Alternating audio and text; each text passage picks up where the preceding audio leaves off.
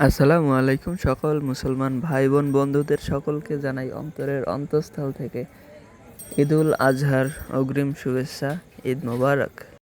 যেহেতু এটা কুরবানির ঈদ, তো এই ঈদে আমরা ছেলেরা গরুর বাজারে যাব না তা তো হয় না।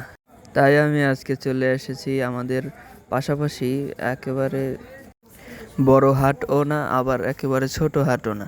তো এইখানে নাম হচ্ছে আমতলার হাট। এখানে কিছুক্ষণ ঘুরে দেখে আমাদের তেমন একটা ভালো লাগে না গরু, মানে তাই ওখান থেকে আবার রওনা দিলাম ইকুরিয়ার হাট, যেটা হচ্ছে তেরোঘাদায়। তো এখান থেকে আমরা গাড়িতে উঠে চলে আসলাম ইকুরিয়ার হাটে। সেখানে এসে দেখি এই যে বড় মিয়া, ইনি হচ্ছেন এই হাটের সব থেকে বড়। এনার জিজ্ঞেস করলাম দাম কত, বলতেছে 2টা।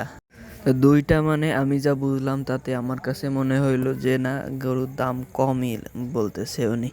তো এরপরে আরও কয়েক জায়গায় দেখলাম যে ওইদিকে না, এই তুলনায় আরও অনেক বেশি দাম আছে। তো আর এই সেই পিঙ্ক কালার যা মেয়েদের পছন্দ।